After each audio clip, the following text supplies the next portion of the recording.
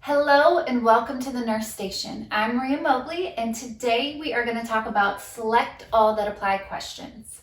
As always, these videos are for educational purposes only, and I know y'all love these questions just as much as I do. That was sarcasm. I remember the first time I saw this question or this style of question in nursing school, I couldn't believe what it was. I was like, what? More than one answer? So I do want to explain something or bust a myth that I always hear my students tell me. My students always say, Miss Mobley, it cannot be just one answer. Or they'll say, Miss Mobley, it can't be all answers. So I always direct them to facts. Again, I can say something, but I encourage you. This is in preparation of you becoming nurses. You have to gather your own data.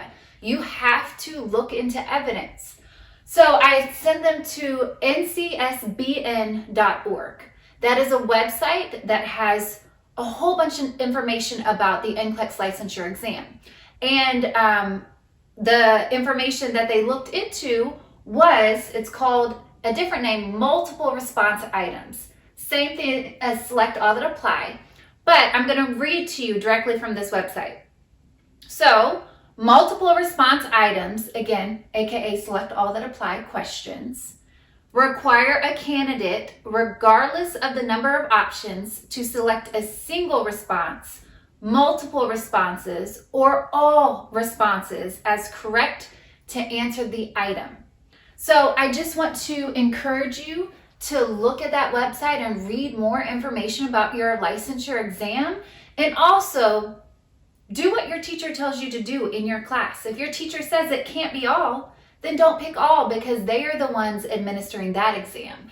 But when you get to your NCLEX, please note that it can be one answer, it can be multiple answers, or it can be all answers. So let's start learning how to break down this question. And again, this is just a resource. This is how my mind works when I'm looking at select all that apply questions. So I hope it helps you. So step one, always, every question breakdown, you are to identify the topic of your question. That is always step one. So let's read this question. The nurse is caring for a client receiving total parenteral nutrition through a central line. So that's important. They're getting TPN through a central line. What are appropriate actions by the nurse to decrease the risk of infection? So key things, they are getting TPN, but is TPN your priority topic? No, keep looking.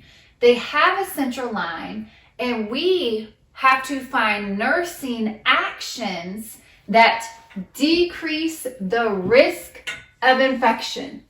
So please remember, when you do a select all that apply question, when you say yes or no, I'm going to pick this answer choice, it has to be related to your topic. So my topic is, my client has a central line. We all know that central lines increase the risk of infection in clients because of where they terminate.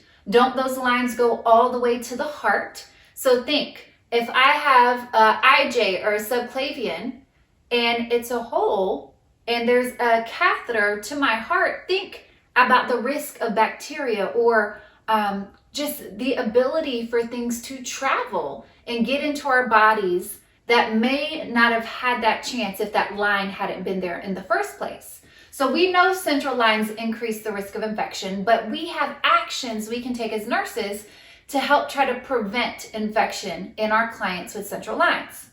So now I've identified my topic. I'm going to look at each answer choice, and I'm going to state true or false related to my topic. So again, my topic is my client has a central line. What actions am I going to take as a nurse to decrease the risk of infection?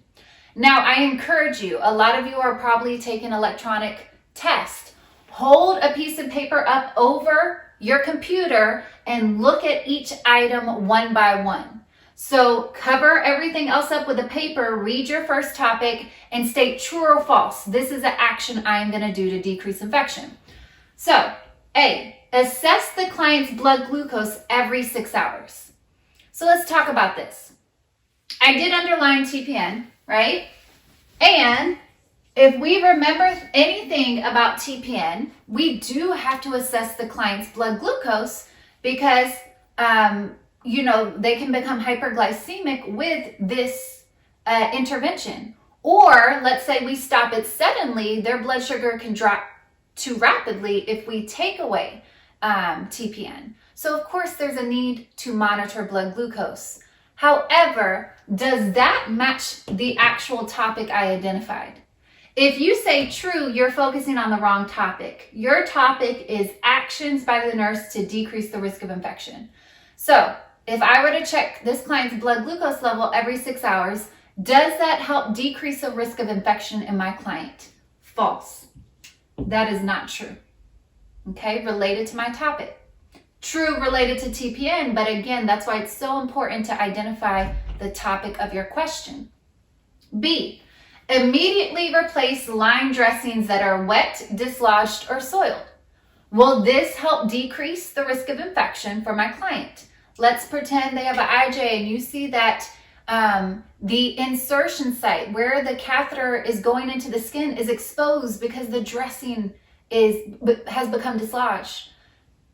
That increases the risk of infection. So it is good to immediately replace line dressings that are wet, dislodged, or soiled. We want to keep the insertion site covered, right? So this is true. So for each item, state true or false related to your identified topic. C, scrub the access port with appropriate antiseptic prior to use. So think, central lines are used for a variety of purposes, but of course we can use them to administer medication, fluids, TPN. Is it important to scrub the hub prior to use? Does that help prevent infection on our client? Absolutely. You should state true related to your topic of an action that will assist to decrease the risk of infection in your client. D, ongoing assessment of line necessity with prompt removal of unnecessary lines. So this might confuse you, right? We have a central line and obviously they need it. They're getting TPN. But should a nurse ongoingly assess the need for a central line? Or let me put it in different words. If we don't need that central line in a patient, should we take it out as quickly as possible to decrease the risk of infection in our client? And the answer is true. Let's say the next day they discontinue TPN, the client is eating and drinking. There is no other need for that central line.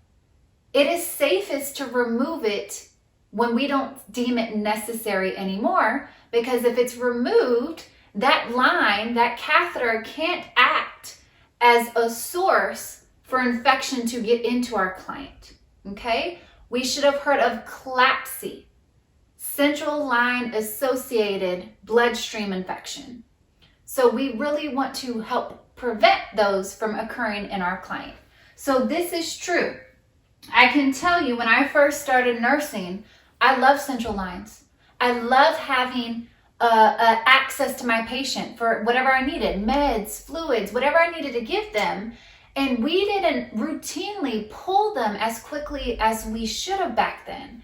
But of course, we always change it and adapt according to evidence.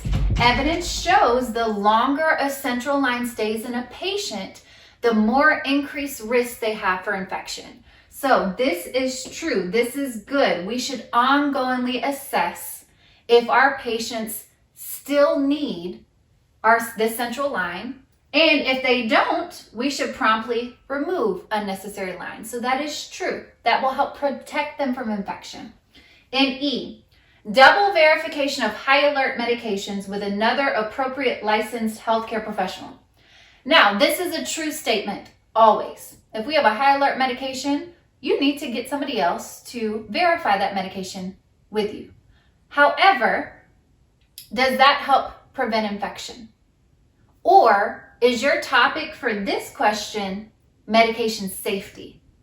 So yes, actually A and E are both true statements, but they are not true related to the topic of our question to decrease the risk of infection in our client who has a central line. So you should put false. And you look back and you take your answer choices that are true to the topic you have identified in your question. So I have one more question to practice with you all. So again, step 1, identify the topic in your question. I can't stress this. We have to identify the right topic. So let's read. The nurse is caring for an elderly client who has an increased risk for falls.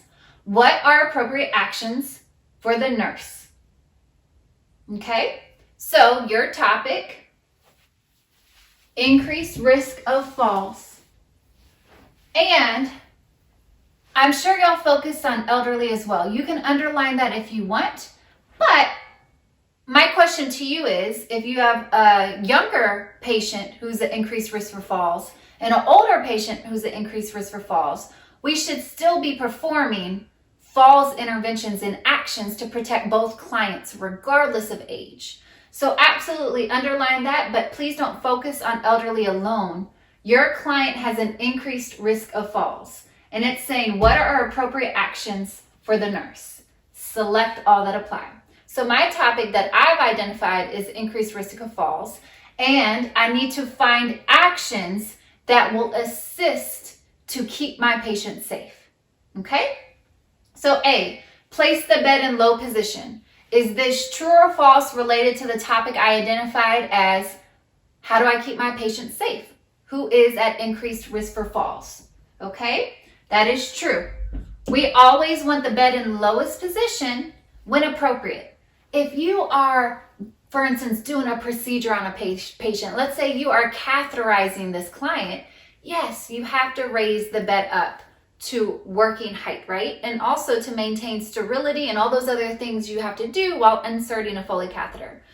But at all times when it is safe and appropriate to do so, your bed should be placed in lowest position. True or false? Place the call bell and frequently used items within the client's reach. Think about it. If I put everything they like to get or use on a constant basis, cell phones, close to them, won't that decrease the risk of them attempting to get out of bed to get that item? So true.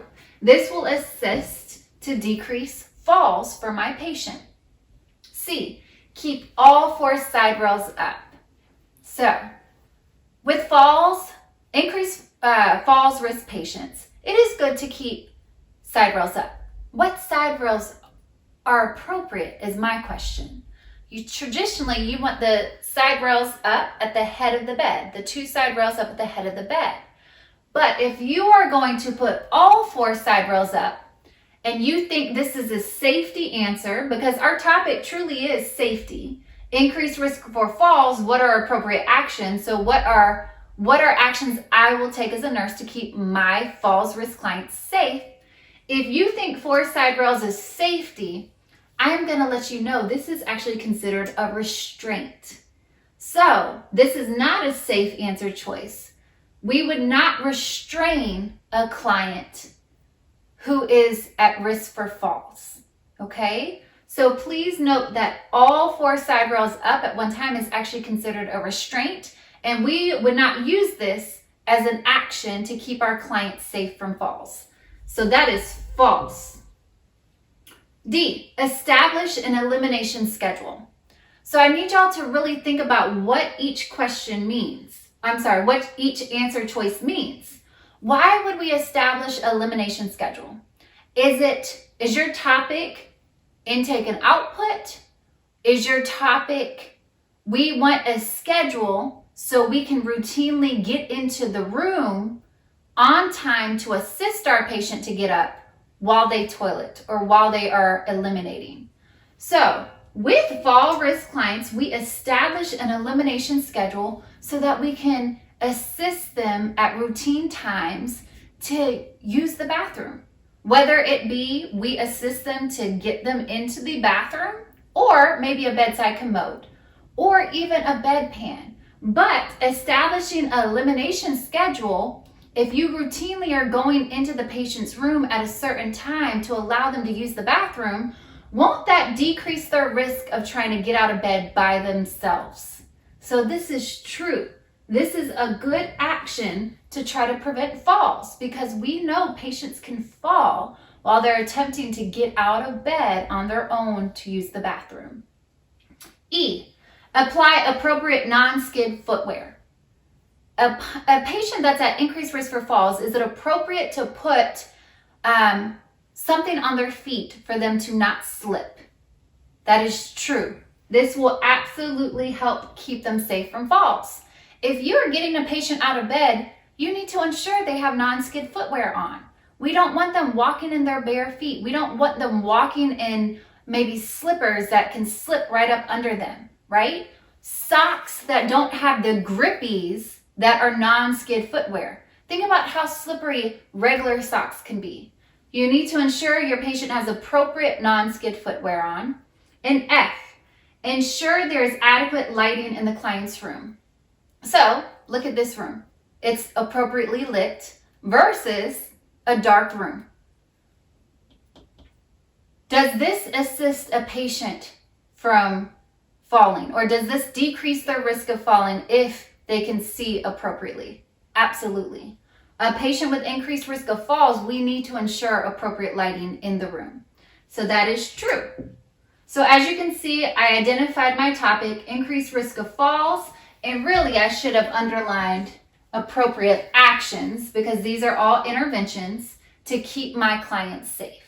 So I stated true or false according to my topic, and now I can take the answers that I deem true for the topic of my question to keep my patient safe who is at increased risk of falls. Another little tidbit I want to leave you with select all that apply questions. Your first instinct is your best instinct. Students have a habit of going back to these questions and changing their answers.